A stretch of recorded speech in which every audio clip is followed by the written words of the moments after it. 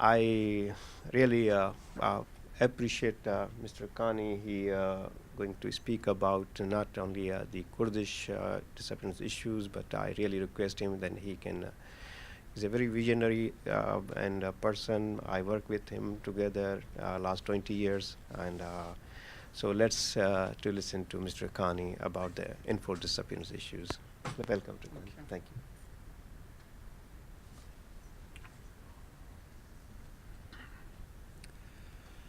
Let me first express my heartfelt gratitude to Munawar Lakhari of Save Our Sindh Coalition here in Washington for taking up the cause of forced disappearances around the globe.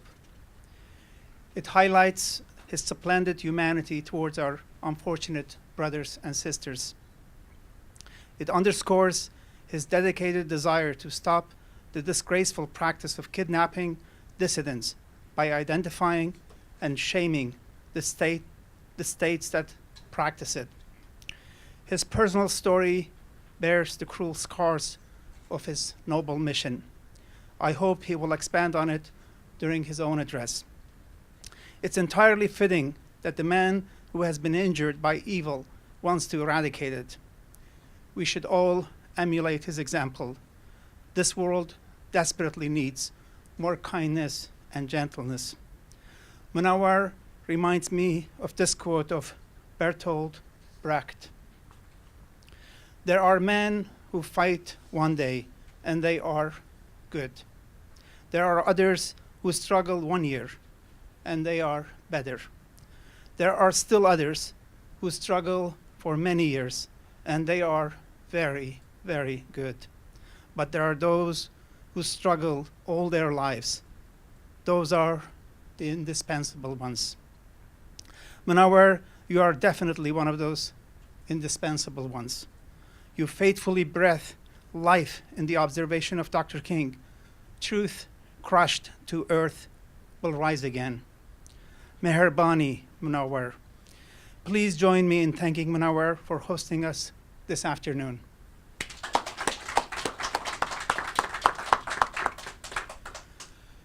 I'm here to raise my voice for a vanished Kurdish journalist. Ferhat Tepe was his name. He was born on May 21, 1974. We don't know when he was murdered, only that he disappeared on July 28, 1993. In his 19 years in our danger-filled world, he was a guardian angel of children, says his sister, now a mom. Flying was the ambition of his life. Exploring the world was a close second. He loved French fries, and he loved a good game of chess. He learned one foreign language, Turkish, but the Turks, instead of appreciating it, killed him. He grew up with 3 siblings, both parents, and many relatives in Bitlis, Kurdistan, Turkey. I said Kurdistan and Turkey in one sentence. They are technically 2 countries, the way France and Germany are, for example. But Kurdistan, unlike France, is not free. Half of it is part of Turkey, not by choice, but by brute force. Turks established their state 95 years ago last month. They invited us to be their partners against European imperialists who were carving up the Middle East and promised us equality for our loyalty. The partnership gave Turks what we today call Turkey, but our Kurdish loyalty earned us forced submission to the brutality of the Turkish army. Ataturk was the original racist who put Turkey on the permanent war path. He was a Turkish supremacist, and his children are still attached to his bigoted path. The small-minded Turkish dictator banned the Kurdish language, renamed the Kurdish cities, and prohibited the words Kurds and Kurdistan from public use. Outnumbered and outgunned, we were forced to do his bidding out of the unavoidable necessity. After his passing, with a little bit of nudging from the United States, his successors took baby steps towards representative democracy and multi-party system.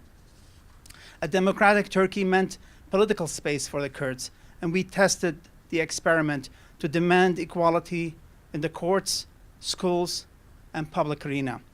For example, Turkish language was legal in Turkey. Kurdish was not. We wanted Kurdish to be legal and respected throughout the country. Unlike South Africa, the Turks were not a minority in Turkey, and they outrageously used the tyranny of majority to block our Herculean efforts at progress. Some Kurds lost hope in this stillborn Turkish democracy and took up arms to free Kurdistan the way Vietnam had freed itself from France and America. Ferhat Tepe and his family witnessed these ominous developments in the 80s and 90s. His father, Ishak Tepe, joined the fledgling pro-Kurdish Democracy Party in Bitlis and got himself elected as its representative for the city. Ferhat, his precocious son, followed suit. He joined the staff of Özgür Gündem, a Kurdish daily, to cover Turkey's dirty war on the Kurds and Kurdistan. He was in love with his pen, his camera, and his tape recorder, says a book that chronicles his life. But some hated him for airing the dirty laundry of the Turkish government. One of them was Brigadier General Korkmaz Tagma. He didn't like the coverage of the journalist Ferhat Tepe. The Tepes, the father and the son, not suspecting anything untoward, kept up with their thankless task of transforming Turkey for the good. But Brigadier Tagma and his security forces were not interested in a transformed Turkey with Kurdish rights. They recruited villagers to fight Kurdish guerrillas, and if they refused, burned down their villages and turned them into abject refugees. They also targeted Kurdish intellectuals and began either killing them outright or kidnapping them at will. On July 28, 1993, 25 years ago last month, Ferhat Tepe became one of their victims. His father, his mother, his 3 siblings never knew what hit them. A sleepless night gave birth to an anxious dawn. At 6 o'clock on the morning of July 29, family's phone rang. A voice, eerily resembling that of Brigadier Korkmaz Tagma, says Father Tepe acknowledged the kidnapping and made 4 demands if the family wanted to see their son. Mr. Ishak Tepe must resign from his post as chair of Democracy Party in Bitlis and close its doors. The Kurdish rebel group PKK must release 4 French tourists that they were holding hostages. The family must come up with 1 billion liras in ransom money within a week. The exchange must remain secret if the family wanted to see their son alive.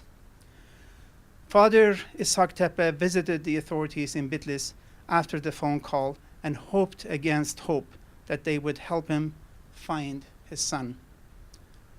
No one did.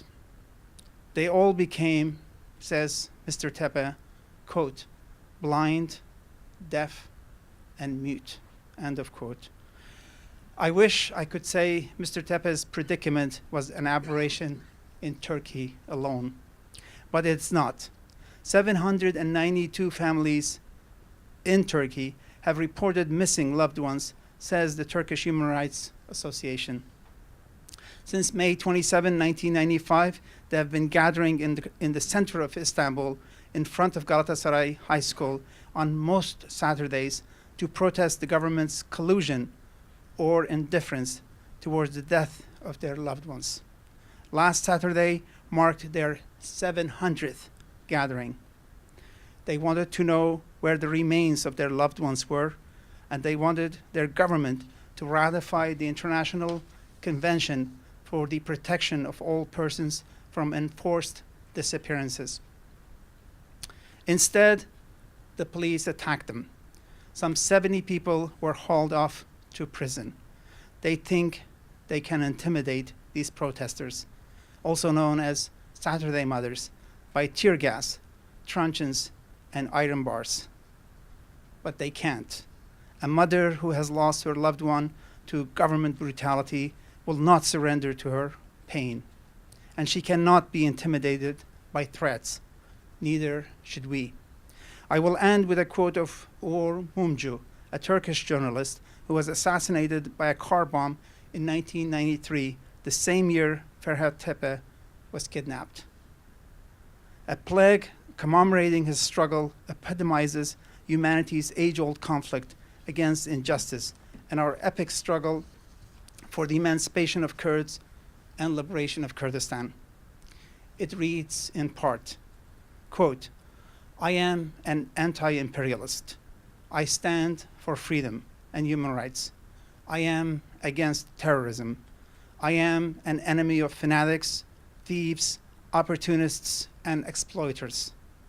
As if expecting his own murder, it goes on. Then shoot me, tear me to pieces. Every part of my body will bring into existence new ones who will even outdo me. End of quote. This act of honoring Ferhat Tepe and his friends is already outdoing the work of their killers who wanted to bury them forever.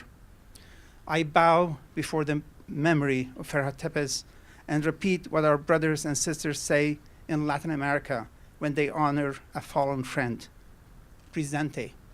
Thank you.